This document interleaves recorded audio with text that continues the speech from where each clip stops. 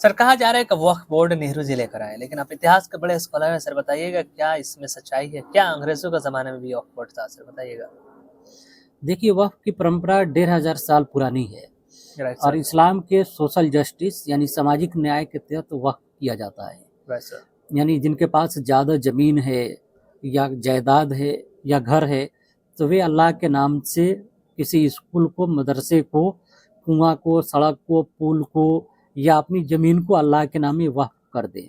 Right sir. इस पे हमने चर्चा किया है, जिसको बहुत से लोगों ने देखा है। अब हम बात करने वाले हैं अंग्रेजों के ज़माने में वक्फ बोर्ड परंपरा के बारे में। राइट।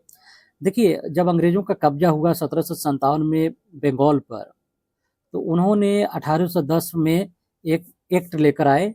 1810 में लेके आए, आज से 200 साल से ज़्यादा वक्त वो पहले लेकर आए, जिसे कहते हैं बंगाल रेगुलेशन 19 माने एक्ट 19 1810, जिसमें उन्होंने वक्त में मिस अप्रोप्रिएशन या जो भी उसके साथ वक्त की जमीनों के साथ गलत हो रहा था या उसको नए सिरे से उसे सूचीबद्ध करने के लिए उन लोगों ने वे लाए। इसको लाए थे board of revenue of management of endowment act के तहत। इसके बारे में अंग्रेजों के जमाने में हमें पहली बार चर्चा मिलती है, आज से 200 साल से ज्यादा पहले।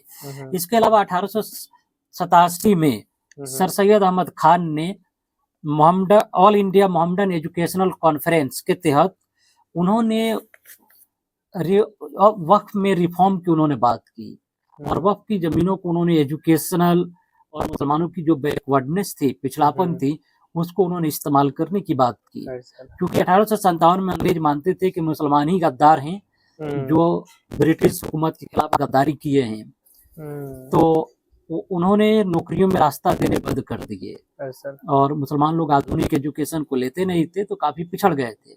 तो सर सैयद अहमद खान कह रहे थे कि इन जगहों पे स्कूल, अच्छे स्कूल खोल दिए जाए या उसका रिफॉर्म हो तो काफी फायदा पहुंच सकता है। इसके अलावा 30 जनवरी 1930 में उत्तर प्रदेश में अंग्रेजी सरकार ने एक अपनी उन्होंने रिपोर्ट पेश करने को कहा, जिसका नाम है report of the Muslim publics charitable वक्फ कमेटी।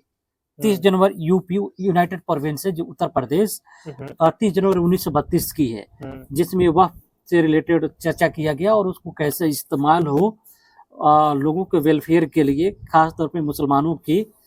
तो आप देखिए कि अंग्रेजों की परंपरा में 200 साल से लेके 1930 उसके बाद तक भी वक्त पे चर्चा चल रहा है कि इसका कैसे इस्तेमाल हो। ऐसा नहीं कि अंग्रेज सिर्फ वेलफेयर कर रहे थे, अंग्रेजों ने वक्त की बहुत सारी संपत्तियों, जायदादों को अपने कब्जे में ले लिया। अच्छा। बड़ी बड़ी जमीनों को अंग्रेजों ने कब्जाया है, इस बात को समझिए।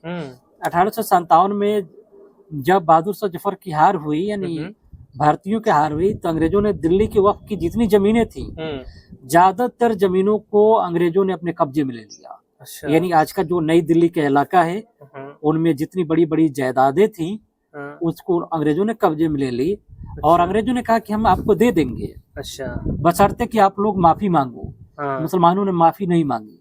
नहीं कहते हैं रस्सी जल गई, ऐठन नहीं गई, वही था। मुसलमान लोग पीटे गए 1857 में, या भारतीय लोग पीटे गए वीर सावरकर के लैंग्वेज में बोले तो, लेकिन इन लोगों ने माफी नहीं मांगी।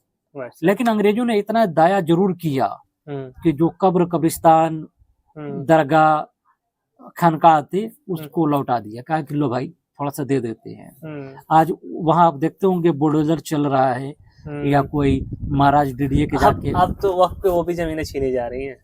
हाँ, बुलडोजर चल रहा है, आप देखते होंगे, या कब्रिस्तानों पे बुलडोजर चला के वहाँ कोई सोसाइटी खड़ी कर दी जा रही है। तो इसका आप बहुत सारे रेफरेंस देख सकते हैं। और जो अंग्रेजों ने मस्जिदों को भी छोड़ दिया था, तो उसको हाल तो देख ही रहे हैं कि आप कई सालों की हिस्ट्री देखिए कैसे तोड़ा जा रहा है।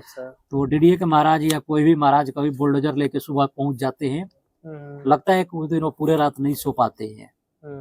शहर दिल्ली में तो वैसे भी लोग 10-11 बजे उठते हैं, लेकिन डीडीए के महाराज ठंडी में भी 2-3 बजे उठ जाते हैं। हाँ, वो पहुंच जाते हैं, कोर्ट का भी इंतजार नहीं करते। तो जो सिस्टम को अंग्रेजों ने बचा के रखा, जिन्हें अंग्रेजों ने छीन भी लिया था, लेकिन कुछ शर्मो लिहाज करके दे दिया कि लो भाई तुम्हारा कब्रिस्तान, दरगाह है, मदरसा है, ले लो। वक्फ में इतना ही नहीं, वक्फ में जो भी चैरिटेबल स्कूलें हैं, कोई उर्दू स्कूल है, कोई इस्लामी स्कूल है, मदरसे में तो वैसे भी लोग नहीं जाते, मदरसे के तो दरवाजे खुले रहते हैं, तो वहाँ गैर मुस्लिम बच्चे भी पढ़ते हैं, समाज के पिछड़े, अति पिछड़े, दलित, दमित, उन लोगों का भी दरवाजा खुला होता है उन मुस्लिम स्कूलों में, तथाकथित उर्दू और इस्लामी स्कूलों में। बिल्कुल सर, इतिहास में भी बड़े बड़े स्कॉलर्स जो बन के उभरे वो भी सारे ओबीसी एसटी के और गरीब जो हिंदू सोसाइटी में भी थे, वो सारे बड़े लोग। राजा राम मोहन राय के बारे में आप सर बता रहे थे, ये सारे तुम शायद वक्त पे मिलते ही। हाँ देखिए, राजा राम मोहन राय को फादर ऑफ मॉडर्न इंडिया बोला जाता है, आधुनिक भारत के पिता बोला जाता है।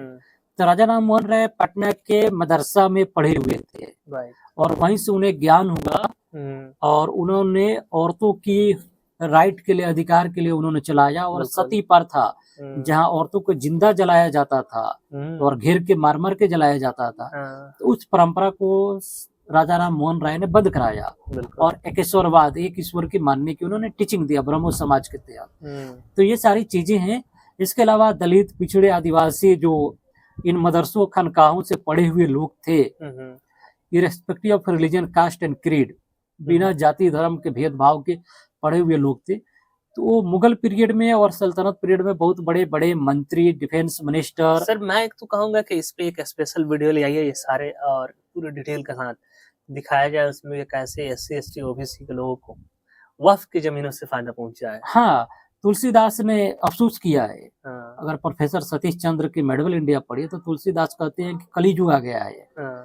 मुगलों के काल में थे, अकबर के जमाने में तुलसीदास थे, वो बोल रहे हैं कि कलियुग आ गया है। शूद्र यानी जैसे उमा चक्रवर्ती ओबीसी बोलती हैं, वे पढ़ के टीचर बन रहे हैं। बिल्कुल। तो हम इसमें बात करेंगे, जैसे कि सर आपकी इजाजत हो। बिल्कुल सर, वक्फ की जो जमीनें होती हैं वो खुद मैं अपना, मेरे पास अगर जमीन है, मैं अगर उसको दान में दे दूं तो वक्फ हो जाता है, राइट? हाँ, for the human welfare, for the जानवरों के वेलफेयर के लिए, आम इंसानों के वेलफेयर के लिए, without seeing caste, colour, gender, anything. तो ये सारे वक्फ की जमीन हो जाती है। और फिर इसको अगर कोई इनडायरेक्टली कब्जा कर लेता सर, ये तो गलत है ना? देखिए, कब्जा करने की तो परंपरा बहुत पुरानी है, आप इसके बारे में क्या ही कहेंगे। आप देखिए, दो बात समझिए सर, मुसलमानों में एक तरह की इनसिक्योरिटी फैल रही है कि वक्फ की जमीनों को जो कब्रिस्तान तक ही अब बच पाए हैं, बाकी तो अंग्रेजों ने कुछ कब्जा लिया, कब्रिस्तान उसने छोड़ दिए। अब कब्रिस्तान में मुसलमानों को ऐसा लग रहा है कि उनसे छीन लिया जाएगा, या तो उस पर ताले लगा दिए जाएंगे या फिर उस पर बुलडोजर चला दिया जाएगा, मज़ारों दरगाह को गिरा दिया जाएगा। तो सर इस पे भी एक वीडियो आप ले आए, पूरा हमारे व्यूअर्स को डिटेल में से बताया जाए। जैसे सर आपकी ऑर्डर होगी तो हम इस पे बताएंगे। बिल्कुल। बस कब्रिस्तान, दरगाह, मजार, मस्जिद जो बच्चे हैं वक्फ के तहत, तो आप वो खतरे में आ गए हैं आपके कहने के मुताबिक, हम इसके बारे में चर्चा करेंगे। और भारत के दलित, आदिवासी, ओबीसी, एससी एसटी के तहत कितना फायदा पहुंचा वक्फ के तहत, हम इस पे भी चर्चा करेंगे। बिल्कुल। तो दोस्तों देखिए, सर ने अभी तक आपको कितनी इंपॉर्टेंट चीजें बताई। इसी तरह की नायाब और यूनिक वीडियोस देखने के लिए हमारे चैनल से बने रहिए और इस चैनल को सब्सक्राइब कीजिएगा, इस वीडियो को ज्यादा से ज्यादा शेयर कीजिएगा। एक बात बता दे, लोग राजनीति के तहत ये वो आपको तो जरूर बताएंगे, राइट, लेकिन हमने जो रियलिटी आपको बताया है आपको ज्ञान नहीं होगा। बिल्कुल लिख कर रखिए, कहीं नहीं मिलेगा। और ज्यादातर लोग भी नहीं ज्ञान है, खासतौर पे जो लोग खुश हो रहे हैं उनको भी ये नहीं पता कि वक्त की जमीनों से उनको भी ज्यादा फायदा हुआ है, राइट सर? उनके बाप दादाओं को क्या फायदा पहुंचा है, उनके पूर्वजों को, और उनको क्या फायदा उससे पहुंच रहा है ये भी नहीं पता है। नहीं पता है। बिल्कुल।